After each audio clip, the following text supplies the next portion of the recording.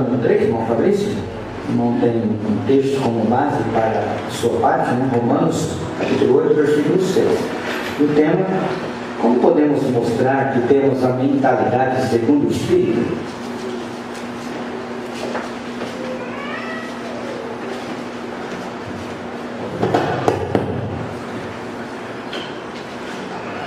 Bom, irmãos, para que nós possamos ter vida e paz, devemos andar de acordo com o Espírito.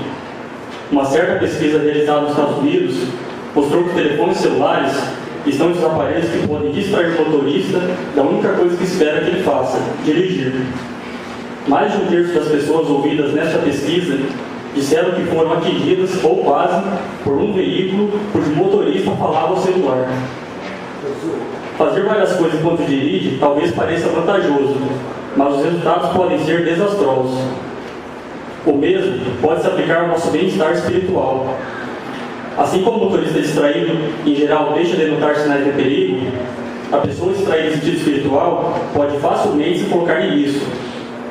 Se permitirmos desviar do proceder cristão e das atividades teocráticas, nossa fé pode sofrer naufrágio. O apóstolo Paulo mencionou esse perigo quando alertou os irmãos em Roma. O apóstolo Paulo mencionou esse perigo quando alertou no passado os irmãos em Roma. Por favor, convido os irmãos a lerem comigo o texto de Romanos, capítulo 8, versículo 6. Romanos, capítulo 8, versículo 6. Por favor, acompanhe comigo a leitura. Pois a mentalidade segundo a carne significa morte, mas a mentalidade segundo o Espírito significa vida e paz. Mas, irmãos, o que Paulo queria dizer com isso? Como podemos evitar a mentalidade segundo a carne e cultivar a mentalidade segundo o Espírito? Na sua carta aos Romanos, Paulo escreveu sobre uma luta que ele travava, um conflito entre a carne e a mente. Paulo não estava se auto-justificando ou expressando pena de si mesmo, como se estivesse tão carregado de pecados que nada podia fazer a respeito. Mas por que então que Paulo escreveu sobre essa luta? Paulo, irmãos, reconhecia sinceramente que por si mesmo não conseguia fazer a vontade de Deus tanto quanto desejava. E qual a razão? Todos pecaram e não atingem a glória de Deus. Mas a situação de Paulo não era sem saída, assim como a nossa também não é. Como então podemos andar de acordo com o Espírito? Ao andarmos, avançamos progressivamente rumo a certo destino ou alvo. Da mesma forma, andar de acordo com o Espírito exige um constante progresso espiritual. Dia após dia, dentro do nosso melhor, da nossa capacidade, temos de nos esforçar em andar ou em viver em harmonia com a direção do Espírito. Andar com o Espírito resulta na aprovação de Deus. Conforme citado no texto de Romanos, capítulo 8, versículo 5, quem está de acordo com a carne, fixa sua mente nas coisas da carne. E na Bíblia, a palavra carne às vezes é usada para se referir à natureza pecaminosa e imperfeita da carne decaída. É essa natureza que causa o conflito entre a carne e a mente que Paulo se referiu antes. E infelizmente, muitos do contrário de Paulo estão de acordo com a carne e nem mesmo lutam contra isso. Em vez de considerar o que Deus requer deles e aceitarem sua ajuda, eles tendem a fixar a mente nas coisas da carne. E, em geral, se preocupam mais com o seu bem-estar e a satisfação de seus desejos físicos.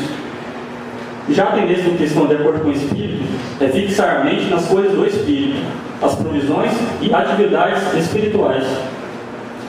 Mas que cores ocupam a maioria da mente das pessoas hoje? Eu convido os irmãos a lerem comigo o texto de 1 João, capítulo 2, versículo 16.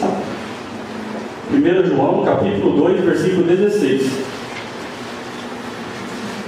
Que diz assim: porque tudo que há no mundo, o desejo da carne e o desejo dos olhos e a ostentação dos meios de vida da pessoa, não se origina do Pai, mas origina-se do mundo. Esses desejos citados, irmãos, envolvem coisas como promiscuidade, destaque e bens. Livros, revistas, jornais, filmes, programas de televisão e a internet estão repletos de assuntos desse tipo. Primariamente porque é nisso que a maioria das pessoas fixa a mente, e é isso que de fato deseja. Contudo, a mentalidade segundo a carne significa morte, em sentido espiritual agora e físico no futuro próximo. Portanto, irmãos, é vital fixarmos a mente nas coisas do Espírito, por centralizar nossa vida numa rotina espiritual que inclui orações regulares, leitura e estudo da Bíblia, frequências de reuniões e ministério cristão. Em vez de permitirmos que as coisas da carne nos desviem, fixemos a mente nas coisas do Espírito. Deste modo, prosseguiremos andando de acordo com o Espírito, e isso resultará em bênçãos, pois a mentalidade segundo o Espírito significa vida e paz.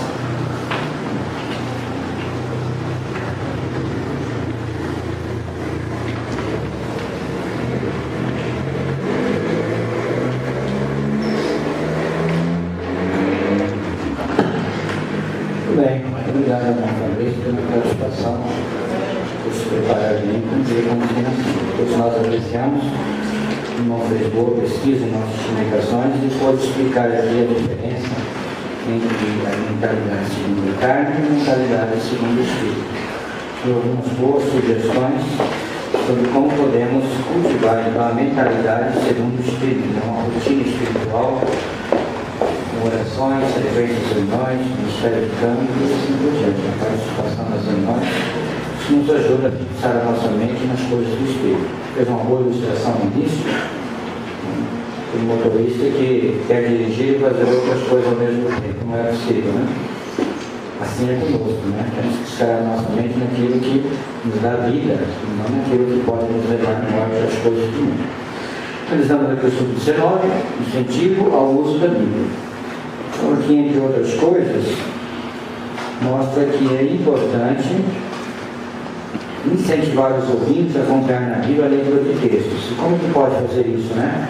Por convidá-los, por dar tempo para que eles achem um texto e acompanhem. Não fez isso bem. Os dois textos que ele leu aqui, ele deu tempo, mencionou 2 vezes o texto para que os irmãos que não leram, não ouviram na primeira chamada pudessem entender na segunda chamada, e deu tempo para que os irmãos acompanhassem, tanto no primeiro como no segundo texto que foi lido. Achamos que foi muito boa a sua participação neste estudo 19 do nosso irmão. Muito obrigado, Fabrício. Estamos encerrando a nossa escola, queremos agradecer a atenção de todos, o silêncio, e os irmãos e as irmãs que se prepararam e cumpriram com suas definições. Semana que vem nós vamos concluir a consideração do livro de Atos. Vamos ler os capítulos 22 a 25. O Márcio fará os destaques para nós. O José Tadeu fará o número 1, a Monique, o número 2, e a irmã Maria Rosa, número 3. Todos estão presentes aqui. Bem, na sequência agora com a reunião de serviço, irmão Pereira.